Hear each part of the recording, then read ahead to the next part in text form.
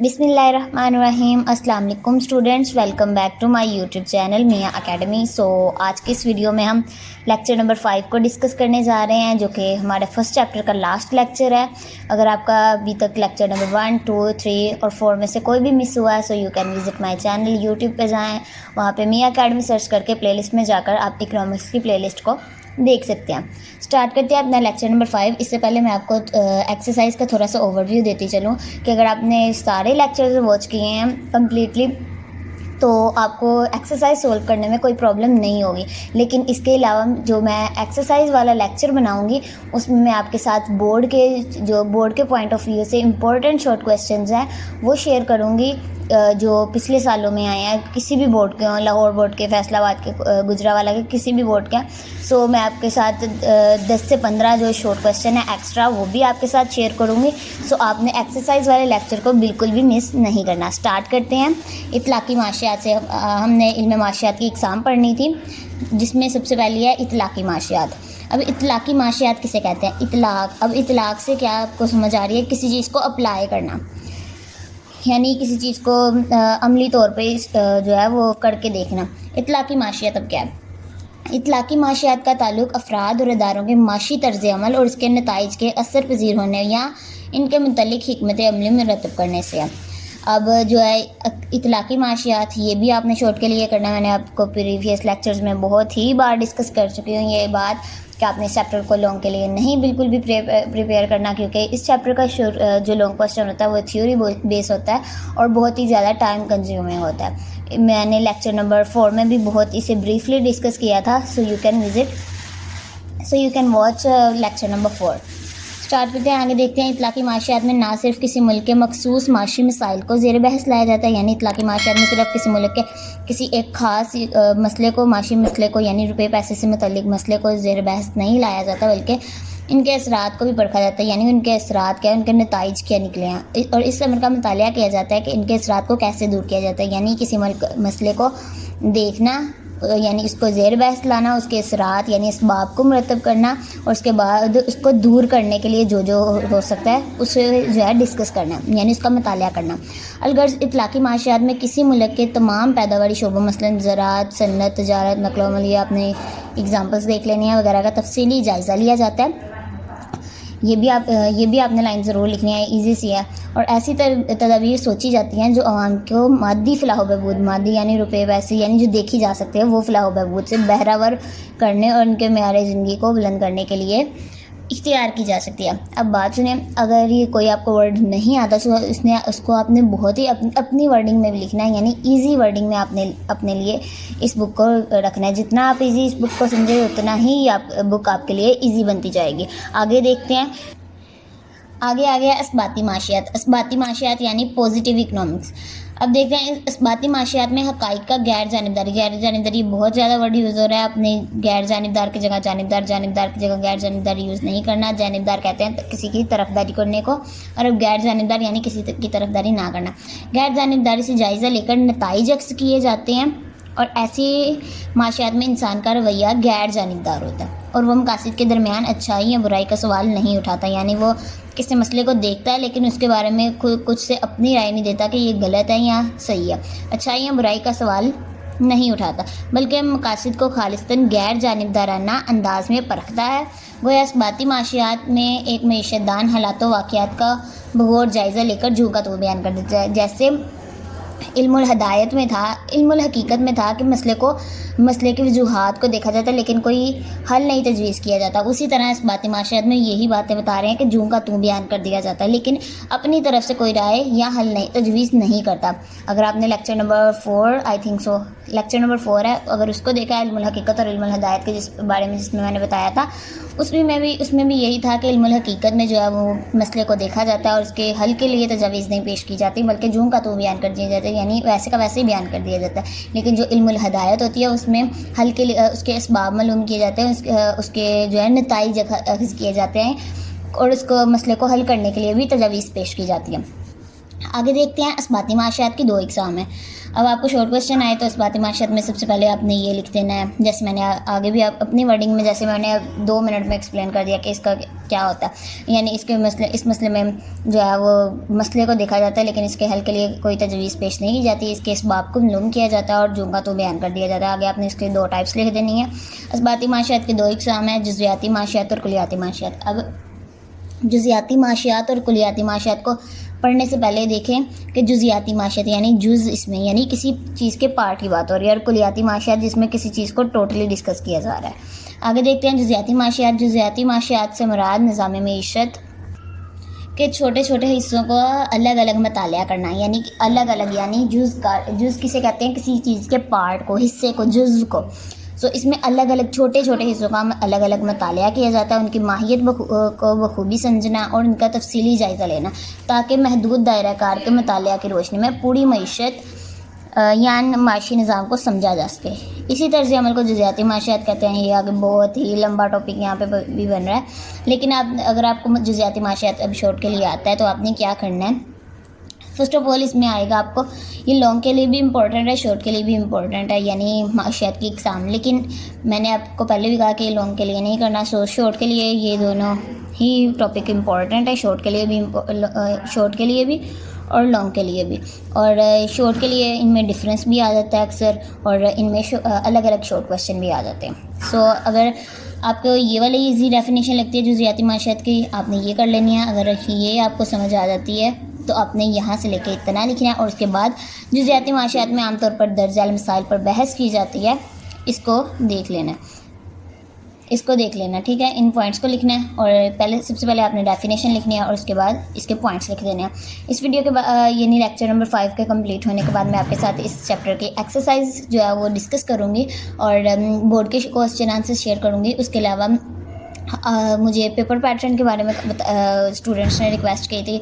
अब first chapter complete होने के बाद मैं पेपर पैटर्न पर भी वीडियो बना दूंगी, और इसके अलावा इकोनॉमिक्स की जो पेपर प्रेजेंटेशन होती है वो भी मैं आपके साथ डिस्कस करूंगी, ताकि अभी से आप प्रैक्टिस करना शुरू हो जाएंगे तो आपका इकोनॉमिक्स का पेपर इंशाल्लाह आपका 85+ मार्क्स तो हो ही जाएंगे। इसमें आगे देखते हैं। इसमें अगर ये आपको ईजी लगती है आसान अल्फाज में, अगर ये नहीं आपने पेपर में लिखना आसान अल्फाज में, इसको देख लेते हैं। जुज़ियाती माशियात में मईशत से मुतल्लिक़ हर चीज़ का मुतालिया अलग अलग हिस्सों में होता है, ठीक है। जुज़ियाती मैंने पहले भी बताया, जुज़ किसी हिस्से के किसी पार्ट के, मईशत के किसी पार्ट का जो है उसमें डिस्कस किया जाता है, और इसकी बुनियाद पर मुस्तकिल नौइयत के असूल और कानून मुरतब किए जाते हैं। ये आप देख लें या ये कर लें, कोई एक कर लें, और जो टॉपर स्टूडेंट्स हैं वो दोनों भी लिख सकते हैं। आगे देखते हैं। जुज़ियाती माशियात को कीमत का नज़रिया भी कहते हैं। ये भी आपने MCQs के लिए इसे रेडी कर लेना है, ठीक है, क्योंकि ज़्यादातर इनफरादी फ़ैसले ये आप रहने दें। आगे जुज़ियाती माशियात में आमतौर पर दर्ज झेल मसाइल पर बहस की जाती है। अब इसे देखें तो सार्फिन का तर्ज़ अमल। अब सार्फिन कहते हैं किसी चीज़ को इस्तेमाल करने वाले। सार्फिन का तर्ज़ अमल यानी उनका किसी चीज़ के बारे में क्या जो है वो रिएक्शन है। नज़रिया पैदाइश दौलत, फ़र्म के तवाज़ुन का नज़रिया। अब फ़र्म का टॉपिक मैं आपको समझाती चलूँ कि जैसे एक चीनी की एक फैक्ट्री है, उसे हम क्या कहेंगे, चीनी की सन्नत। तो अक्सर लोग कहते हैं चीनी की सन्नत है ये, लेकिन ये वो सन्नत नहीं होती, बल्कि चीनी की वो फ़र्में होती हैं मुख्तलिफ़ जगह पे। जैसे एक फ़र्म कराची में है, एक लाहौर में और एक इस्लामाबाद में। वो अलग अलग जो फ़र्में हैं, अलग अलग जो फैक्ट्रियाँ हैं, उनको कहेंगे हम फ़र्में। लेकिन जो ये टोटल चीनी की सन्नतें पाकिस्तान में होंगी, उन्हें हम कहेंगे चीनी की ये सन्नत है। इसलिए फ़र्म जो है वो एक पार्ट हो गया। इसलिए जुज़ियाती माशियात में हम फ़र्म के तवाज़ुन का नज़रिया देखते हैं, ठीक है। इसको आपने बहुत ही अच्छी तरह से जो है वो अपने ज़हन में याद रख लेना है कि फ़र्म जो है वो किसी एक फैक्ट्री को कहते हैं। जैसे ये एक फ़र्म है, ये एक फ़र्म है और ये एक फ़र्म है, लेकिन जो जितनी भी टोटल फ़र्में होंगी पाकिस्तान में, उनको हम कहेंगे सन्नत का नाम देंगे, ठीक है। नज़रिया कीमत और आमलीन पैदाइश के मुआवज़ों का तयन, ये अपने पॉइंट्स याद रख लेने हैं। आगे देखते हैं कुलियाती माशियात। अब कुलियाती माशियात मैंने अब ये नाम से भी जैसे जो है क्लियरली जो है वो हो रहा है वाज़िया है कि कुलियाती यानी टोटल, जिसके पार्ट उसको टोटली डिस्कस करेंगे, जिसमें हम कुल यानी टोटल। कुलियाती माशियात में पूरी मईशत का मुतालिया बहैसियत मजमूई किया जाता है, यानी मजमूई यानी टोटली जो है डिस्कस किया जाता है। यानी इसमें इनफरादी रवैये या मसाइल, मसलन आमदनी, बचत, सरमायाकारी, रसद की बजाय, यानी ये जो है इनफरादी रवैये हैं, यानी ये जुज़ियाती माशियात में आएंगे। लेकिन कुलियाती माशियात में हम कौमी आमदनी, अब कौमी आमदनी ये पूरी कौम की एक आमदनी है, इसलिए यानी कुल हो गई, टोटल हो गई। आगे कौमी बचत, मजमूई तलब व रसद का मुतालिया किया जाता है और इनके इसबाब का जायज़ा लिया जाता है जो इन मजमूई मिकदारों पर असरअंदाज होते हैं। उम्मीद है कि आपका ये भी जो है वो पार्ट, जो भी टॉपिक का पार्ट है, क्लियर हो गया होगा। आगे देखते हैं। आगे कुलियाती माशत में ये शॉर्ट के लिए मैंने जैसे कि आपको करवाना है, सो पिछले आपने डेफिनेशन कर लेनी है। उसके बाद कुलियाती माशियात में नजरिए आमदनी ज़ेर बहस लाया जाता है और जिन मसाइल का जायज़ा लिया जाता है, जैसे पिछले के 5 आई थिंक सो पॉइंट थे, उसी तरह इसके भी पॉइंट आपने डेफिनेशन के बाद उनके पॉइंट्स लिख लेने हैं शॉर्ट क्वेश्चन में। आगे देखते हैं। ये देखें, अगर आप ये वाला, ये इसमें कौन से मसाइल थे, ये 5 थे। शॉर्ट क्वेश्चन में आपने डेफिनेशन लिखनी थी, उसके अलावा ये 5 मसाइल पर बहस की जाती है, ये इनके पॉइंट्स बना के लिख लेने थे शॉर्ट क्वेश्चन में। तो इसी तरह इस क्वेश्चन में भी जो है आपने डेफिनेशन लिखनी है और उसके बाद ये चारों पॉइंट्स लिख देने हैं। आगे जुज़ियाती और कुलियाती माशियात की अहमियत जिन बच्चे लोगों के लिए करना है वो कर सकते हैं। जुज़ियाती और कुलियाती माशियात में डिफरेंस लोगों के लिए भी आ जाता है, लेकिन जो एवरेज स्टूडेंट है वो इस चैप्टर को लोगों के लिए प्रिपेयर ना करें। सो आप ये जो है करने की आपको नहीं ज़रूरत। आगे देखते हैं क़वानीन और अहमियत। जो मैं आपको टॉपिक छुड़वाती हूँ उसके पीछे कोई एक तहकीक होती है, क्योंकि मैंने पिछले लेक्चर में भी डिस्कस किया था कि जिन प्रोफेसर से मैंने पढ़ा था उनका 30 to 40 ईयर्स का जो है एक्सपीरियंस है और उन्होंने यानी जिन स्टूडेंट्स को पढ़ाया था उनके अक्सर जो है एवरेज स्टूडेंट्स के भी जो है वो 85 प्लस मार्क्स आ जाते हैं। सो आपने बिल्कुल भी टेंशन नहीं लेनी, बल्कि मैं आपको जो भी करवाऊँगी वो एक जो है तहकीक के बाद ही मैं बताऊँगी कि इसके शॉर्ट के लिए करना है या लॉन्ग के लिए करना। सो परेशान नहीं होना, इंशाल्लाह आपके 85 प्लस मार्क्स तो आ ही जाएंगे अगर आप दिल लगा कर पढ़ेंगे तो। अच्छा, देखते हैं आगे क़वानीन और इनकी अहमियत।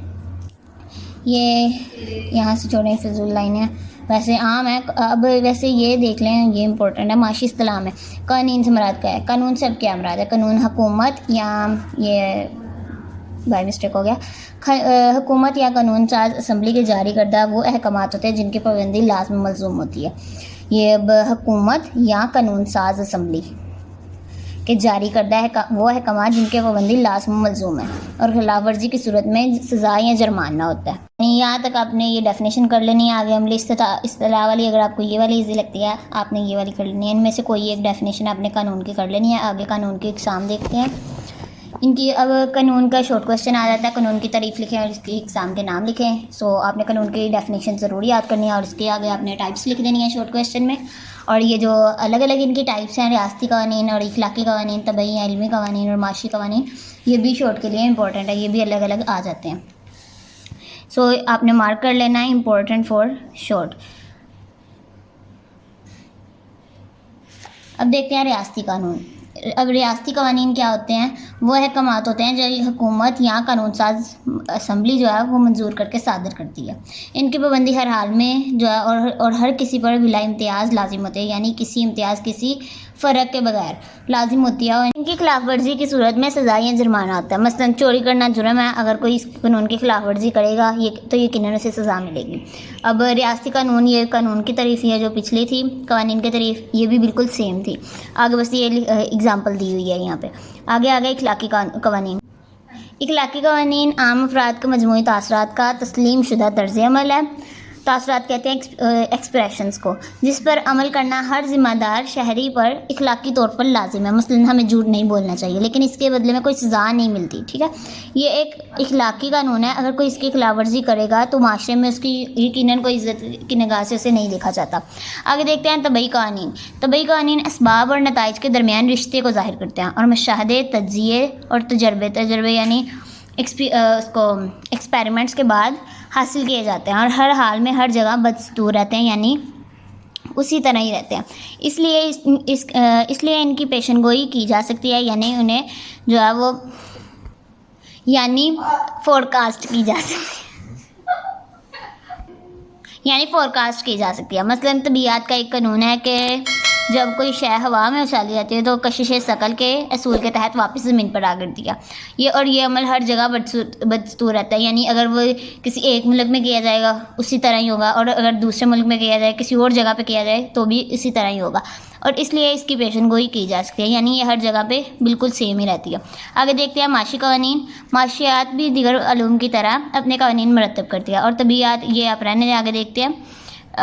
माशी कवानीन का यहाँ से स्टार्ट हो रहा है। तबई उलूम की तरह असबाब और नताइज के दरमियान रिश्ता कायम करती है, जिसका इन्हिसार लोगों के मजमूई रवैयों पर होता है, यानी उनके एक्सपीरियंस पर होता है। मसलन हम जानते हैं कि लोग कम कीमत पर ज़्यादा ख़रीदारी करते हैं और ज़्यादा कीमत पर कम ख़रीदारी करते हैं। लोगों का यही मजमूई रवैया जो है माशियात का कानून बन जाता है, जिसे कानून तलब कहते हैं। कानून तलब का टॉपिक पीछे भी आया था, मैंने कहा था आगे जाकर करवाती हूँ। सो तलब वाला एक चैप्टर नंबर 4 है, उसमें हम तलब को जो है डिस्कस करेंगे कम्प्लीटली। अल्फ्रेड मार्शल के नज़दीक ये आपने ऊपर से कोई डेफिनेशन नहीं करनी, कानून तलब आगे जाकर पूरा एक टॉपिक है, उसको डिस्कस करेंगे। माशी कानून की जो है अल्फ्रेड मार्शल के नज़दीक है, और एक आसान अल्फाज में माशी कानून की से क्या मुराद है इसकी तारीफ है। इनमें से मैं ऐसे रिकमेंड आपको करूँगी कि अल्फ्रेड मार्शल के नज़दीक कर लें, क्योंकि अगर आपको शॉर्ट क्वेश्चन में अलहदा भी आ जाए कि अल्फ्रेड मार्शल के नज़दीक माशी कानून की तारीफ़ करें, सो ये आप इसे लिख सकते हैं, और अगर अकेला माशी कानून की तारीफ़ आए तो भी आप इसे लिख सकते हैं। इसीलिए इनमें से अगर आपको जो ईजी लगती है आप वो कर लें, लेकिन टॉपर्स जो स्टूडेंट्स हैं वो दोनों कर सकते हैं। अब वैसे मैं कहूँगी कि ज़्यादातर अल्फ्रेड मार्शल के नज़दीक वाली करें। माशियात में कानून का इतलाक़ लोगों के उस तर्ज़ अमल पर होता है जो वह महदूद ज़राए और लामहदूद ख्वाहिशात की बिना पर इख्तियार करते हैं। आगे माशरे में रहने वाले अफराद का एक ऐसा मखसूस तर्ज़ अमल, यानी इनका ऐसा रवैया जिसे बाज़ मखसूस हालात के तहत इख्तियार किया जाता है। आगे देखते हैं। अब माशी कानून का नाम दिया जाता है, ये पीछे आपने डेफिनेशन कर लिया, सो इसे आप रहने दें। आगे माशी कानून की खसूसियात ये लॉन्ग के लिए भी इंपॉर्टेंट है, शॉर्ट के लिए भी इम्पोर्टेंट है। सो शॉर्ट क्वेश्चन के लिए आप माशी कानून की सबसे पहले तारीफ़ लिखेंगे, उसके बाद इनमें से कोई से 4-5 पॉइंट लिख देंगे। अब इनके अगर लॉन्ग के लिए अटैम्प्ट करना है तो इनमें देखें इंसानी तर्ज़ अमल के रुझानात का नाम है। इसकी सबसे पहले आपने हेडिंग्स बनानी है सारे पॉइंट्स की, फिर आपने जो है इन लाइन्स को डिस्कस करना है। वैसे ये शॉर्ट सा जो है बहुत ही मुख्तसर सा लॉन्ग क्वेश्चन है, सो मैं ये रिकमेंड करूँगी आप लॉन्ग क्वेश्चन इस चैप्टर से बिल्कुल भी ना करें, और इनके आपको हेडिंग्स नज़र आ रही होंगी। वैसे मैं एक दफ़ा पढ़ के दिखा देती हूँ। इंसानी तर्ज़ अमल के रुझानात का नाम है माशी कानून की बुनियाद और मफरूज़ात, कैफियती नोयत, माशी कानून का अटल होना, दीगर अलूम के कानून से ज़्यादा दुरुस्त होना, मुस्तकिल की पेशगोई करना मुश्किल हो जाता है, कानून की खिलाफ वर्जी करना, माशी कानून के असबाब व नताइज, माशी कानून लेबॉर्ट्री का मरतब ना होना, माशी कानून की पॉलिसी साजी। सो ये थी इसकी हेडिंग्स। आगे देखते हैं माशी कानून और तबई कानून के आगे ये भी पार्ट्स बने हुए हैं। इनको आप वैसे डिफरेंस में ना ही करें, क्योंकि आपने अगर पीछे जो है उसको शॉर्ट के लिए एज अ शॉर्ट तैयार कर लेना है।